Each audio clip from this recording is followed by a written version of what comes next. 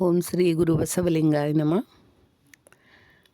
ಇಂದು ವಚನ ಪ್ರಸಾದದಲ್ಲಿ ಶರಣಾರ್ಥಿ. ಒಂದು ದಿನ ಅನುಭವ ಮಂಟಪದಲ್ಲಿ ಬಸವಣ್ಣನವರ ಸಮಕಾಲೀನ ಶರಣರು ಎಲ್ಲರೂ ಕುಳಿತಾಗ ಒಬ್ಬರು ಅಲ್ಲಿ ಬರುತ್ತಾರೆ. ಅವರು ಹೇಳುತ್ತಾರೆ, ಬಸವಣ್ಣನವರ ಹತ್ರ ಕೆಲಸ ಇದೆ ಅಂತ. ಬಸವಣ್ಣನವರು ಕೇಳ್ತಾರೆ, ಏನಿದೆ ಕೆಲಸ ಹೇಳಿ ಅಣ್ಣ ಅಂತ. ಅವ್ರು ಹೇಳ್ತಾರೆ, ಬಸವಣ್ಣನವರನ್ನು ಹೊಡಿಲಿಕ್ಕೆ ಬಂದಿದ್ದೇವೆ ಅಂತ. ಅದಕ್ಕೆ ಬಸವಣ್ಣನವರು ಹೇಳ್ತಾರೆ, ಶರಣಾರ್ಥಿ. ಬಸವಣ್ಣನವರು ಶರಣಾರ್ಥಿ ಅಂತ ಹೇಳಿದ್ದಕ್ಕೆ ಅವ್ರು ಹೇಳ್ತಾರೆ, ನಾನು ನಿಮ್ಮನ್ನು ಹೊಡಿಲಿಕ್ಕೆ ಬಂದಿದ್ದೇನೆ, ಶರಣಾರ್ಥಿ ಯಾಕೆ ಅಂತ ಕೇಳ್ತಾರೆ. ಅದಕ್ಕೆ ಬಸವಣ್ಣವ್ರು ಹೇಳ್ತಾರೆ, ನೀವು ಹೊಡಿಲಿಕ್ಕೆ ಬಂದಿದ್ದೀರಿ, ಆದರೆ ಪ್ರಾಮಾಣಿಕತೆ ಎಷ್ಟಿದೆಯಲ್ಲ, ಇದ್ದದನ್ನು ಸತ್ಯವಾಗಿ ಹೇಳಿದರೆ ನಿಮ್ಮನ್ನು ಹೊಡೆಯಲು ಬಂದಿದ್ದೇವೆ ಅಂತ.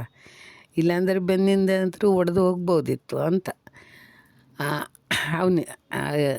ಬಸವಣ್ಣವ್ರು ಹೇಳ್ತಾರೆ. ಆವಾಗ ಮತ್ತು ಇನ್ನೊಂದು ಶರಣಾರ್ಥಿ ನಿಮಗೆ ಅಂತ ಹೇಳ್ತಾರೆ ಬಸವಣ್ಣವರು. ಅರೆ ಇನ್ನೊಂದು ಶರಣಾರ್ಥಿ ಯಾಕೆ ಅಂತ ಅವನಿಗೆ ಕೇಳ್ತಾನೆ. ಆ ಹೊಡಿಲಿಕ್ಕೆ ಬಂದಂಥ ಜನ, ಅವನು ಅಫ್ಘಾನಿಸ್ತಾನದಿಂದ ಬಂದವನು. ಅದು ಯಾಕೆ ಇನ್ನೊಂದು ಶರಣಾರ್ಥಿ ಅಂದರೆ, ನಿಮ್ಮ ಕೊರಳಲ್ಲಿ ಲಿಂಗು ಇದೆ, ಆ ಲಿಂಗಕ್ಕೆ ಶರಣಾರ್ಥಿ. ಅದಕ್ಕೆ ಅವನು ಹೇಳ್ತಾನೆ, ನನ್ನ ಕೊರಳಲ್ಲಿ ಇದ್ದದ್ದು ಲಿಂಗು ಅಲ್ಲ, ನಿಮ್ಮ ಅನುಭವ ಮಂಟಪದ ದ್ವಾರದಲ್ಲಿ ಒಂದು ಅನುಭವ ಮಂಟಪದ ಪ್ರವೇಶ ದ್ವಾರದಲ್ಲಿ ಒಂದು ಇದು ಇದೆ, ಬೋರ್ಡ್. ಅದರಲ್ಲಿ ಇದೇ ಕೊರಳಲ್ಲಿ ಲಿಂಗು ಇಲ್ಲದವರು, ವಿಭೂತಿ ಇಲ್ಲದವರು ಪ್ರವೇಶ ಇಲ್ಲ ಅಂತ. ಅದಕ್ಕೆ ಬಿದ್ದಿದ್ದು ಒಂದು ಕಲ್ಲು ತಗೊಂಡು ಕಟ್ಕೊಂಡು ಬಂದಿದ್ದೇನೆ ಬಟ್ಟೆಯಲ್ಲಿ ಅಂತ ಹೇಳ್ತಾನೆ. ಅದಕ್ಕೆ ಬಸವಣ್ಣವ್ರು ಹೇಳ್ತಾರೆ, ಇನ್ನೊಂದು ಶರಣಾರ್ಥಿ ನಿಮಗೆ. ಯಾಕೆಂದರೆ ನಿಮ್ಮ ಮನೆ ಮೇಲೆ ವಿಭೂತಿ ಇದೆ ಅಂತ. ಏನು ವಿಭೂತಿ ಎಲ್ಲ ನಾನು ಹಚ್ಕೊಂಡಿದ್ದು, ಅಲ್ಲಿ ಒಂದು ಮಂದಿರಕ್ಕೆ ಬೆಳೆದಂಥ ಸುಣ್ಣವನ್ನು ಹಚ್ಕೊಂಡು ಬಂದಿದ್ದೇನೆ ಅಂತ ಹೇಳ್ತಾನೆ ಅವನು.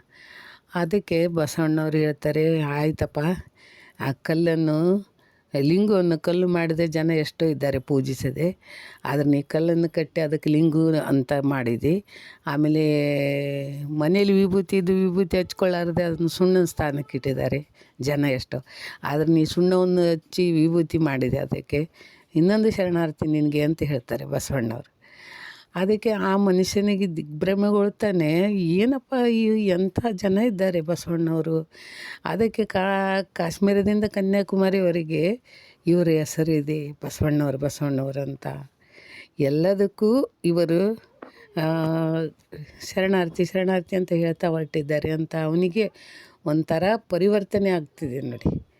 ಪರಿವರ್ತನೆ ಆಗಿ ಅವನು ಬಸವಣ್ಣನವರ ಪಾದದಲ್ಲಿ ಸಾಷ್ಟಾಂಗ ಹಾಕಿ ಹೇಳ್ತಾನೆ, ನನ್ನನ್ನು ನಿಮ್ಮ ಪಾದದ ಅಡಿಯಲ್ಲಿ ತೆಗೆದುಕೊಳ್ಳಿ, ನಿಮ್ಮ ಸೇವಕನನ್ನಾಗಿ ಮಾಡಿಕೊಳ್ಳಿ ಅಂತ.